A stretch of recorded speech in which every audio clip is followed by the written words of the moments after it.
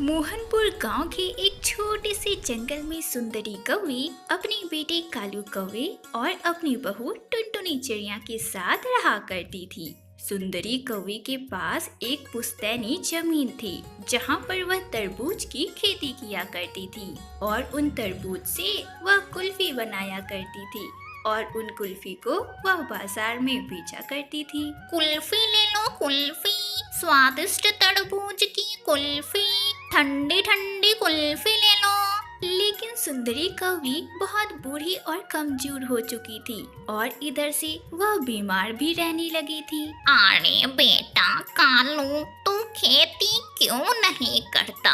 जब से तेरे बापू हमें छोड़ कर गए हैं, तुमने उस खेत में एक भी बार खेती नहीं की। देखो माँ, मुझसे ये खेती वेती नहीं होगी। मैं तुम्हारी तरह गली गली जाकर कुल्फी नहीं बेच सकता। अगर तुम मुझे ज्यादा परेशान करोगी तो मैं अपनी पत्नी को अपने साथ लेकर शहर के जंगल रहने चला जाता हूँ। अपने बेटे के मुंह से ऐसी बातें सुनकर सुंदरी कौवी चुप हो जाती है। इस तरह कुछ दिन बीत जाते हैं। एक दिन कालू कौवा अपनी माँ से कहता है, अरे माँ सुनो, मुझे ना शहर के जंगल में एक बहुत अच्छी नौकरी मिल गई है। मैं कल ही टुनटुनी को अपने साथ लेकर शहर के जंगल जा रहा हूँ। अरे कालू जी, आप ये कैसी बातें बोल रहे हो? आपको तो पता है माँ जी बीमार हो गई हैं और ऐसी हालत में इन्हें अकेला छोड़कर शहर जाना ये सही नहीं है। और वैसे भी अगर आप खेत में खेती कर ही लोगे तो क्या बिगड़ जाएगा? देखो कालू जी, आपको जाना है तो आप जाओ, मैं माँ जी को अकेला छोड़ कहीं नहीं जाऊंगी। पर कालू कौवा कहाँ किसी की सुनने वाला था। उसने तो किसी की बात नहीं मानी और अगले ही दिन टुनटुनी चिड़िया को अपने साथ लेकर शहर के जंगल चला गया। कालू जी, आपको इस शहर में आकर भला क्या मिल गया? कालू जी, मुझे यहाँ बिल्कुल मन नहीं लग रहा।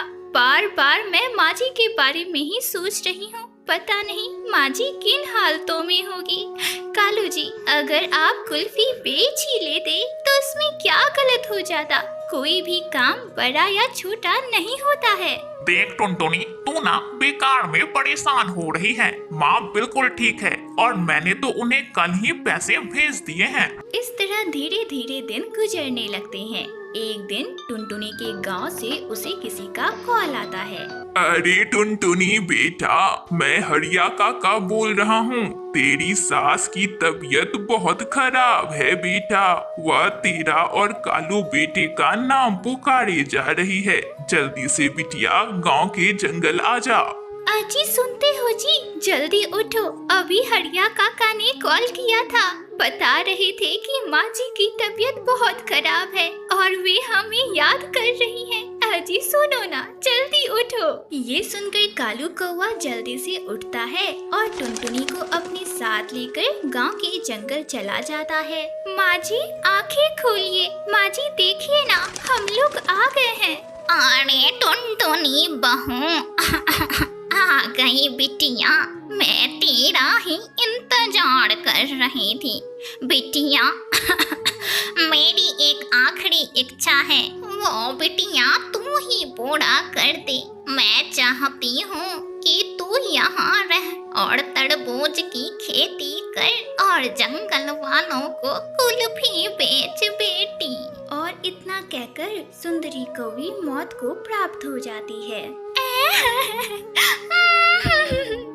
माँ जी, आप चिंता मत करो, मैं आपकी आखिरी इच्छा जरूर पूरी करूंगी माँ जी। फिर अगले ही दिन टुनटुनी चिड़िया अपने पति कालू कौवे के साथ अपने पुरखों की जमीन पर जाती है और वहाँ की अच्छी तरह से सफाई कर दोनों पति पत्नी मिलकर तरबूज के बीज बिखेरते हैं। कुछ महीने में ही उसके खेत में तरबूज की फसल लहराने लगती है और उन तरबूज को तोड़कर वे कुल्फी तैयार करती हैं और फिर टुनटुनी कुल्फी को बाजार में बेचने चली जाती है। कुल्फी ले लो कुल्फी, तरबूज के बनाए हुए स्वादिष्ट कुल्फी, ठंडी ठंडी कुल्फी। एक बार खाओगे तो बार बार खाओगे। गर्मियों के मौसम में गर्मी का एहसास भी नहीं होगा। कुल्फी ले लो कुल्फी। इस तरह टुनटुनी चिड़िया तरबूज की कुल्फी बेचकर अपनी आगे की जिंदगी खुशी खुशी बिताने लगती है। नंदनवन जंगल में टुनटुनी चिड़िया अपनी सास बबली कबूतरी और अपने पति राजू कबूतर के साथ रहा करती थी।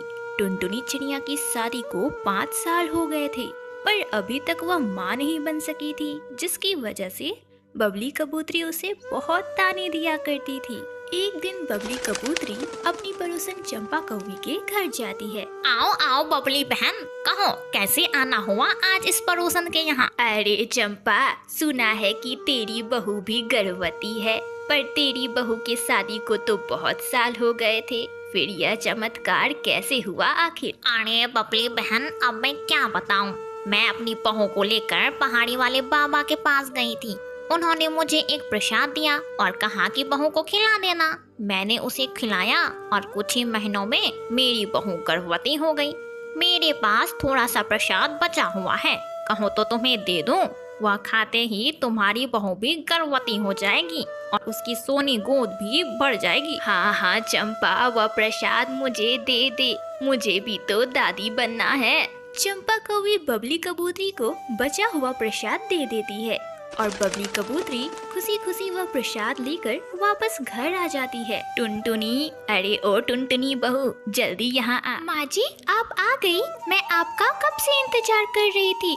चलिए अब जल्दी से भोजन कर लीजिए, वरना भोजन ठंडा हो जाएगा। अरे करमजली, मेरा भोजन छोड़, पहले तू यह प्रसाद खा ले। पहाड़ी वाले बाबा ने दिया है, इसे अगर खाएगी तो तेरी सूनी गोद भर जाएगी। माँ जी, पता नहीं आप किस अंधविश्वास के पीछे पड़ गई हैं। परसों ही मैं डॉक्टर के पास गई थी, उन्होंने मुझे कुछ दवाइयाँ दी हैं जिन्हें खाकर मैं कुछ ही महीनों में गर्भवती हो जाऊंगी। अरे करमजली, ज्यादा पाठ ना पढ़ा, मैंने तुझसे जितना कहा है वह कर, वरना मैं तुझे इस घर से धक्के मार कर बाहर निकाल दूंगी। बेचारी टुनटुनी चिड़िया चुपचाप वह प्रसाद खा लेती है। समय गुजरने लगता है और एक दिन टुनटुनी चिड़िया गर्भवती हो जाती है। देखा टुनटुनी बहू, मैंने कहा था ना कि वह प्रसाद खाएगी तो तू भी गर्भवती हो जाएगी। पहाड़ी वाले बाबा बहुत चमत्कारी है। तू एक काम कर, आज ही राजू के साथ पहाड़ी वाले बाबा का आशीर्वाद लेने चली जा। माँ जी, ये सब कोई बाबा के चमत्कारी या प्रसाद का कोई कमाल नहीं है। मैंने आपको कहा था ना कि मैंने डॉक्टर से दिखाया है और उन्हीं की दवाइयों का कमाल है ये। टुनटुनी बहू, मुझे ये सब नहीं पता।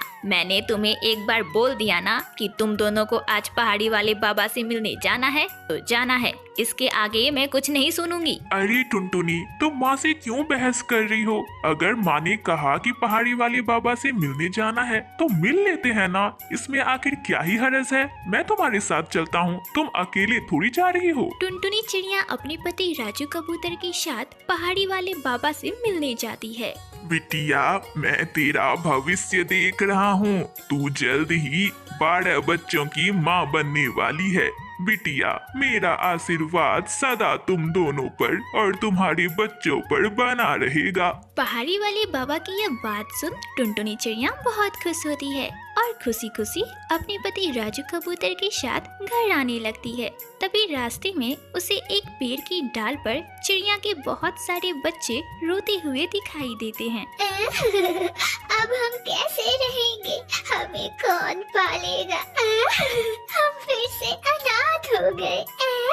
अरे राजू जी, देखो ना, डाल पर कितने सारे बच्चे रो रहे हैं। चलो ना राजू जी, देखते हैं आखिरकार ये नन्हे मुन्ने बच्चे इतने रो क्यों रहे हैं। टुनटुनी चिड़िया अपने पति राजू कबूतर के साथ उन बच्चों के पास पहुंचती है। क्या बात है बच्चों, क्या हुआ? तुम लोग ऐसे क्यों रो रहे हो? आंटी, हमारे मम्मी पापा को एक जंगली बिल्ली ने मार दिया। हम सभी अनाथ हो गए। हमें तो वही पाल रही थी। अब हम कहाँ जाएं आंटी? अरे बच्चों, तुम लोग चिंता मत करो, आज से हम दोनों ही तुम्हारे मम्मी पापा हैं। चलो मेरे साथ मेरे घर चलो, और हाँ, आज के बाद खुद को अनाथ मत बोलना। टुनटुनी चिड़िया उन सभी बच्चों को अपने साथ लेकर अपने घर आ जाती है और सभी बच्चों का अपनी माँ की तरह ही लालन पालन करती है। इसी तरह कुछ दिन बीत जाते हैं एक दिन टुनटुनी चिड़िया अपने घोंसले में 2 अंडे देती है। इसी तरह कुछ महीने बीत जाते हैं और एक दिन उन दोनों अंडों से 2 प्यारी प्यारी चिड़िया बाहर आती है, जिसे देखकर सभी परिवार वाले बहुत खुश होते हैं और इस तरह टुनटुनी चिड़िया 12 बच्चों की माँ बन जाती है और खुशी खुशी अपनी आगे की जिंदगी बिताने लगती है।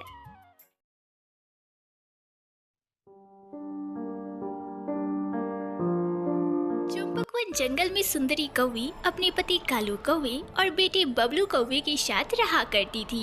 कालू कौवा एक ऑटो रिक्शा ड्राइवर था। वह ऑटो रिक्शा चलाया करता था। एक दिन उसके ऑटो रिक्शे का एक भयंकर एक्सीडेंट हो जाता है, जिसमें हो जाती है। कालू कौवे के गुजर जाने के बाद सुंदरी कौवी बिल्कुल अकेली पड़ जाती है, तो वह अपने बेटे बबलू कबूतर को चिंटू चिड़े के ढाबे में काम दिला देती है। इसी तरह कुछ साल बीत जाते हैं। अब बबलू कौवा बड़ा हो जाता है। एक दिन सुंदरी कौवी बबलू कौवे से कहती है, अरे बबलू बेटा, मेरी उम्र हो गई है। पता नहीं कब जिंदगी मेरा साथ छोड़ दे। मुझे तो अब बस तेरी ही चिंता सताए जा रही है। मेरे चले जाने के बाद तेरा क्या होगा? कौन ख्याल रखेगा तेरा? अरे माँ, तुम ऐसी बातें क्यों बोल रही हो? माँ, तुम्हें तो अभी बहुत जीना है। अरे बेटा, वो सब तो चलता ही रहेगा। बेटा, मैं सोच रही थी कि तेरी शादी कर दूं। अगर तू कहे तो तेरे लिए अच्छी रिश्ते की तलाश करूं।